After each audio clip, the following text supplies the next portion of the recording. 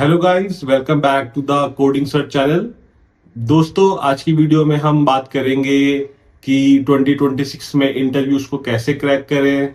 दोस्तों, आज मैं आपको स्टेप बाय स्टेप बताऊंगा क्या क्या चीजें आपको सीखनी चाहिए 2026 में, ताकि आप भी एक सॉफ्टवेयर कंपनी में अच्छी सी जॉब ग्रैब कर सके।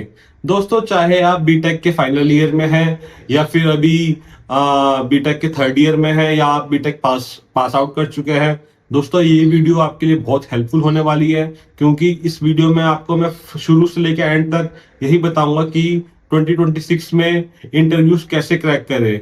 दोस्तों चलो चलते हैं, सबसे पहला स्टेप देखते हैं, हमारा है डीएसए। दोस्तों डीएसए की फुल फॉर्म होती है डेटा स्ट्रक्चर एल्गोरिथम। दोस्तों डीएसए एक बहुत ही इंपॉर्टेंट पार्ट है अगर आपको आजकल की कंपनीज में इंटरव्यू क्रैक करना है। डीएसए आजकल हर एक कंपनी पूछती है। डीएसए में दोस्तों डीएसए में काफी सारे टॉपिक्स होते हैं, जैसा कि मैं आपको बताऊंगा एरेज, कलेक्शंस। एरेज में हो गया दोस्तों, एरेज हो गया, एरे लिस्ट हो गया, लिंक लिस्ट हो गया, क्यूज हो गए, डी क्यूज हो गए। फिर दोस्तों अगर आप एडवांस कॉन्सेप्ट्स में जाएंगे तो उसमें आता है binary tree, binary search tree.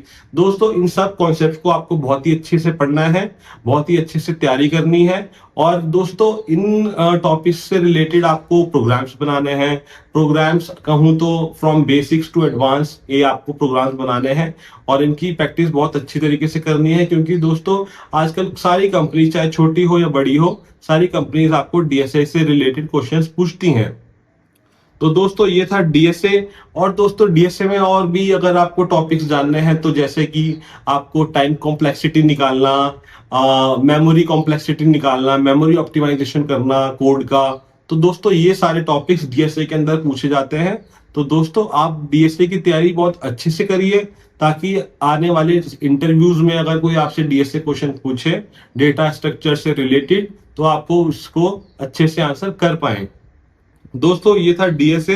अब चलते हैं दोस्तों, नेक्स्ट स्टेप है हमारा लॉजिकल रीजनिंग।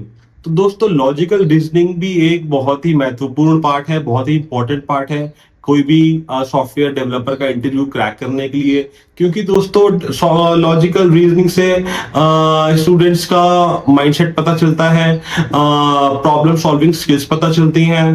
दोस्तों लॉजिकल रीजनिंग आपने जैसे कि 10th क्लास में करी होंगी, 12th क्लास में भी करी होंगी और आपने बीटेक में भी करी होंगी, क्योंकि लोगों आजकल बीटेक में भी कम्युनिकेशन स्किल्स करवाते हैं, लॉजिकल रीजनिंग करवाते हैं, जिसमें मैथ्स के क्वेश्चन होते हैं, like find out the square root, find out the area of a circle. इस टाइप के बहुत ही एडवांस क्वेश्चंस भी होते हैं और बेसिक क्वेश्चंस भी होते हैं। तो दोस्तों आपको लॉजिकल रीजनिंग में भी स्मार्ट बनना पड़ेगा।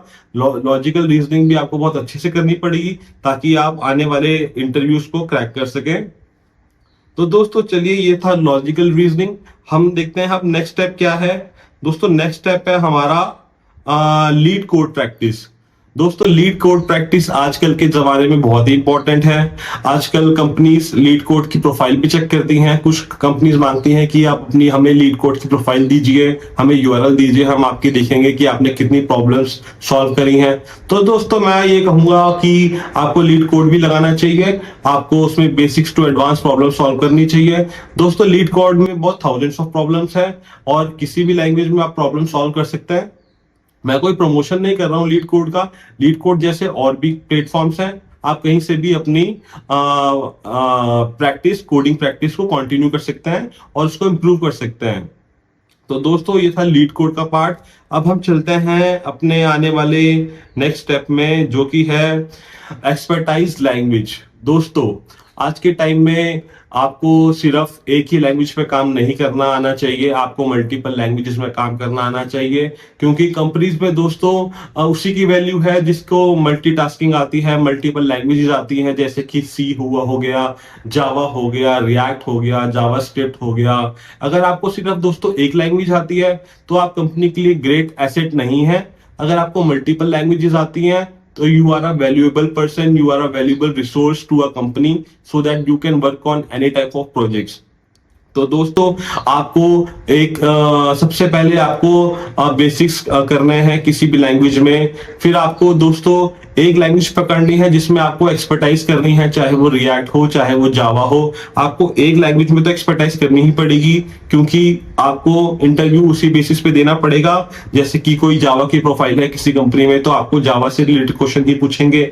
अगर किसी कंपनी में रिएक्ट से रिलेटेड प्रोफाइल ओपन है तो उस कंपनी में आपको रिएक्ट से रिलेटेड क्वेश्चन ही पूछेंगे। तो दोस्तों मैं ये कहूंगा कि आपको एक लैंग्वेज आनी है, आपको सब लैंग्वेज चाहिए, छोटी थोड़े थोड़े सिंटेक्स आपको सब लैंग्वेज में आने चाहिए, आपको बेसिक नॉलेज सारे लैंग्वेजेस की होनी चाहिए, पर आपको एक लैंग्वेज ऐसी पकड़नी चाहिए जिसमें आप मास्टर हो। उसमें अगर आपको कोई भी क्वेश्चन पूछे फ्रॉम बेसिक्स टू एडवांस, वो आप बता पाए और इंटरव्यूअर को सेटिस्फाई कर पाए अपने आंसर से। तो दोस्तों मैं ये चाहूंगा कि आप एक लैंग्वेज पकड़ें और उसमें अपनी अच्छे से महारत हासिल करें और फ्रॉम बेसिक्स टू एडवांस उसको सीखें। तो दोस्तों ये था एक्सपर्टाइज लैंग्वेज का पार्ट। अब हमारा दोस्तों नेक्स्ट स्टेप होता है इंटरव्यू क्रैक करने में कम्युनिकेशन स्किल्स। तो दोस्तों कम्युनिकेशन स्किल्स एक बहुत ही इंपॉर्टेंट पार्ट है। जैसा कि मैं अगर आपको बताऊं एज पर माय एक्सपीरियंस, आजकल की एमएनसीज कंपनी के जो क्लाइंट्स होते हैं दोस्तों, वो होते हैं आउटसाइड ऑफ इंडिया, जैसे कि जर्मनी, डेनमार्क, यूएसए, कनाडा। तो बहुत सारे जो इंग्लिश स्पीकर्स होते हैं, वहाँ के फॉरेनर्स होते हैं, उनसे आपको इंग्लिश में बात करनी पड़ेगी, उनकी इंग्लिश समझनी भी पड़ेगी। तो दोस्तों ये सब के लिए आपको कम्युनिकेशन स्किल होना बहुत इंपॉर्टेंट है और आपकी कम्युनिकेशन स्किल बहुत अच्छी होनी चाहिए। आपकी रीडिंग, आपकी राइटिंग, आपकी स्पीकिंग, आपकी फ्लुएंसी बहुत अच्छी होनी चाहिए। तो दोस्तों आपको इसके ऊपर भी काम करना पड़ेगा ताकि आपकी कम्युनिकेशन स्किल्स अच्छी हो सके। और आप इंटरव्यूअर, दोस्तों आजकल इंटरव्यूअर्स भी यही देखते हैं कि एम्प्लॉय की कम्युनिकेशन स्किल्स कैसी है, अगर अच्छी है तभी उसके बेसिस पे उसको रेटिंग दी जाती है और उसका सिलेक्शन उसी पे कभी कभी डिपेंड करता है। तो दोस्तों मैं ये चाहूंगा कि आप अपने कम्युनिकेशन स्किल पे भी काफी सारा काम करें ताकि आपकी कम्युनिकेशन स्किल शार्पन हो सके और इम्प्रूव हो सके। दोस्तों ये था कम्युनिकेशन स्किल का पार्ट। अब हम चलते हैं अपने नेक्स्ट स्टेप में। हमारा नेक्स्ट स्टेप है दोस्तों एआई प्लेटफॉर्म्स। दोस्तों जैसे कि आप जानते हैं इंडिया में भी अब एआई का बूम आ चुका है, आर्टिफिशियल इंटेलिजेंस और मशीन लर्निंग। तो दोस्तों आपको एआई के लिए भी बहुत प्रिपरेशन करनी पड़ेगी। आपको एआई टूल सीखने पड़ेंगे। Different type of AI tools are there in the market, जैसे कि chat GPT, lovable AI, Claude, and there are a lot of extra artificial tools which you can use to improve your you can improve in your all of the areas, whether it is coding, whether it is communication skill, whether it is problem solving। आपको AI अच्छे से इस्तेमाल करना आना चाहिए दोस्तों, ताकि आप अपने काम को और भी फास्ट तरीके से कर पाए।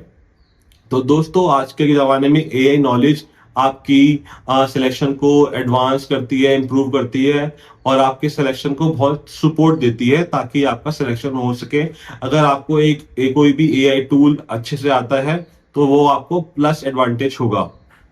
तो दोस्तों ये था एआई प्लेटफॉर्म का पार्ट। अब हम चलते हैं लास्ट पार्ट पे।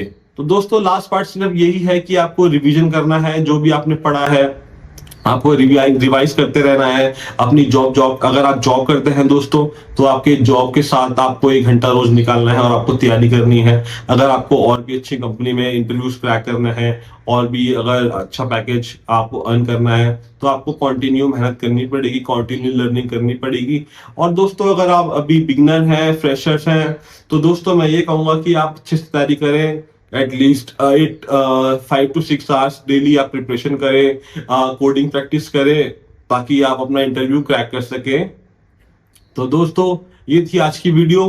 दोस्तों आज की वीडियो अगर आपको अच्छी लगी हो तो प्लीज लाइक करें और चैनल को सब्सक्राइब करें, और आने वाले समय में मैं आपको ऐसे ही वीडियोस बनाता रहूंगा दोस्तों, ताकि आपको अपने कैरियर में इंप्रूवमेंट मिले और आप मेरे से भी कुछ सीख पाए। थैंक यू दोस्तों।